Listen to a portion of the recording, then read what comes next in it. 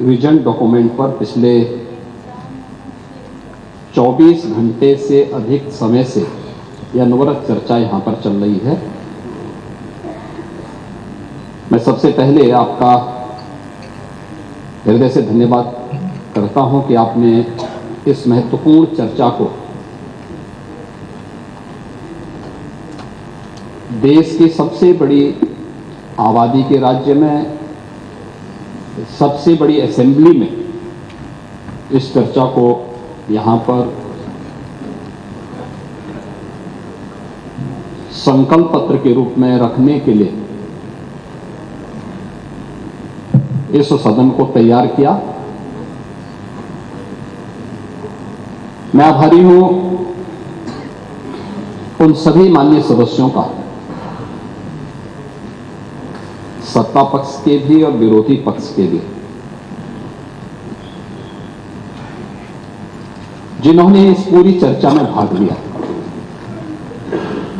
लगभग 187 माननीय सदस्यों ने नेता विरोधी दल समेत सभी माननीय सदस्यों का मैं हृदय से धन्यवाद करता हूं कि उन्होंने बहुत रुचिपूर्ण तरीके से इस पूरी चर्चा की गंभीरता के साथ साथ इसे रोचक भी बनाया और सचमुच लोकतंत्र का मंच इसी गरिमापूर्ण तरीके से लोकतंत्र को इसी प्रकार से पुष्ट करता हुआ आगे बढ़ेगा जो पिछले 24 घंटे के अंदर हम लोग यहां पर सदन में और पूरा प्रदेश और पूरा देश यहां पर उठे हुए मुद्दों की ओर बड़े ध्यान से देख रहा है और सुन रहा है। हो सकता है कि अपनी अपनी दृष्टि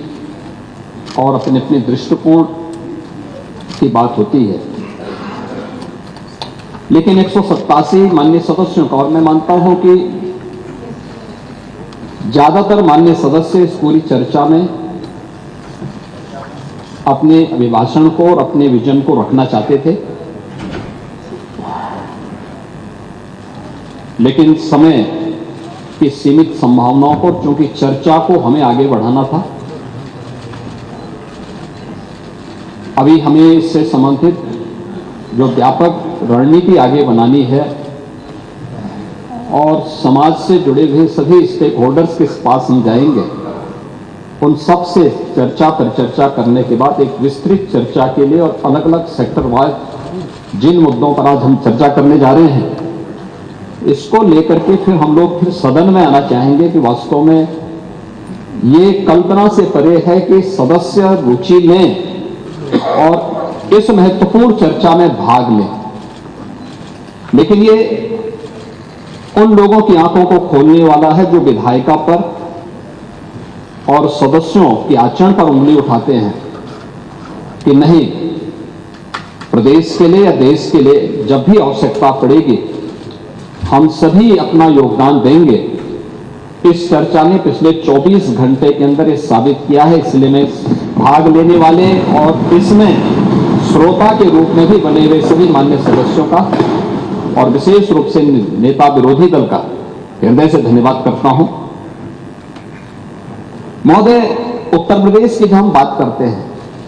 तो उत्तर प्रदेश केवल देश की एक सबसे बड़ी आबादी का राज्य ही नहीं है, यह भारत की आध्यात्मिक और सांस्कृतिक विरासत का प्रतिनिधित्व करने वाली देश की एक प्रकार की ऊर्जा का केंद्र बिंदु भी है। भारत की ऊर्जा का केंद्र बिंदु है जो भारत की आध्यात्मिक और सांस्कृतिक नेतृत्व को अपने यहां से प्राचीन काल से देता रहा है। और इसीलिए जब ग्लोबल इन्वेस्टर समिट में यहां लखनऊ में 2023 में उसके उद्घाटन समारोह को संबोधित करते हुए आदरणीय प्रधानमंत्री जी ने जो बातें यहां पर कही थी, उन्होंने इस बात को कहा था कि आज उत्तर प्रदेश एक आशा है, एक उम्मीद बन चुका है। भारत अगर आज दुनिया के लिए एक ब्राइट स्पॉट है तो यूपी भारत की ग्रोथ को ड्राइव करने वाला एक अहम नेतृत्व भी दे रहा है। ये आदरणीय प्रधानमंत्री जी के विचार थे जो उत्तर प्रदेश ने इस दौरान अपनी एक व्यापक कार्य योजना को लेकर के अपने कार्यक्रमों को आगे बढ़ाने का काम किया। और ये हम सबका सौभाग्य है कि देश अपनी आजादी के अमृत काल में कल देश का स्वतंत्रता के 78 वर्ष पूरे होने जा रहे हैं। 78 वर्ष की इस यात्रा के आत्मावलोकन का एक अवसर पूरे देशवासियों को कल प्राप्त होगा। पूरा देश की आजादी के अमृत महोत्सव वर्ष में देश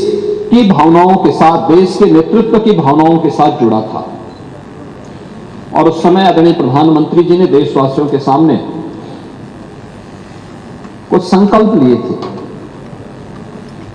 जो संकल्प थे उन संकल्पों में जो महत्वपूर्ण संकल्प था 2047 तक भारत को एक विकसित भारत के रूप में स्थापित करना। हम सब इस बात को जानते हैं कि भारत विकसित तब बनेगा जब सभी राज्य इस दिशा में अपनी अपनी भूमिका का निर्वहन करेंगे। और अपनी भूमिका के इस निर्वहन करने की दृष्टि से पिछले 24 घंटे से अधिक समय से इस माननीय सदन में इस चर्चा का होना, ये विकसित भारत की संकल्पनाओं को ही आगे बढ़ाने का विजन है। दृष्टि जितनी होगी वह उतना ही बोलेगा। और उन स्थितियों में जब यहां पर हम चर्चा करेंगे तो मैं माननीय सदस्यों के द्वारा जो मुद्दे उठाए गए थे उन मुद्दों पर भी बोलने का प्रयास करूंगा। लेकिन मुख्य रूप से अगर हम देखेंगे कि यहां पे जो चर्चा हुई मुझे बहुत अच्छा लगा, क्योंकि मैं कई अवसर पर इस पूरी 24 घंटे की चर्चा का हिस्सा बना रहा हूं। और मैंने इस बात को देखा है कि सभी माननीय सदस्य और सत्ता पक्ष के हों, विपक्ष के हों या अन्य जो भी माननीय सदस्य थे, सभी लोगों ने इस पूरी चर्चा में रुचि ली। कुछ सदस्यों ने रात भर जग करके भी इस चर्चा को और गंभीरता प्रदान की और इस पूरी चर्चा का भाग लेकर के इस पूरी चर्चा की ओर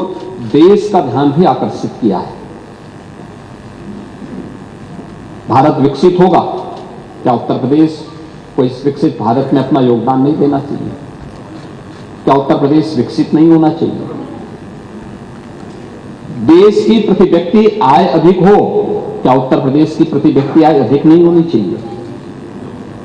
देश में खुशहाली हो तो देश की सबसे बड़ी आबादी का नागरिक क्या उस खुशहाली का हिस्सा नहीं होना चाहिए? और इस दृष्टि से इस पूरे कार्यक्रम को हम लोगों ने दो भागों में बांटने का प्रयास किया है। एक 1947 से 2017 तक क्या हुआ, इन 75 वर्षों में, इन 70 वर्षों में हम लोगों ने क्या अचीव किए, और 2017 के बाद आज की जो यात्रा है अगले 30 वर्ष की, क्योंकि 1947 से लेकर 2047 तक की 100 वर्षों की जो यात्रा है,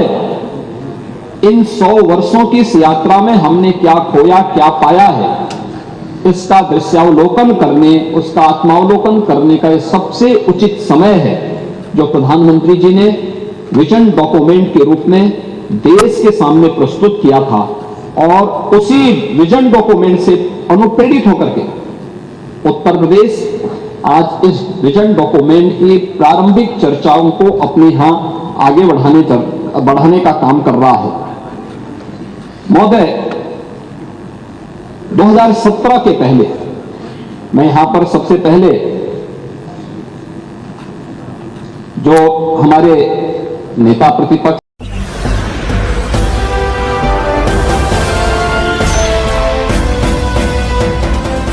आप देख रहे हैं लाइव न्यूज 19 99 राष्ट्र सबसे पहले।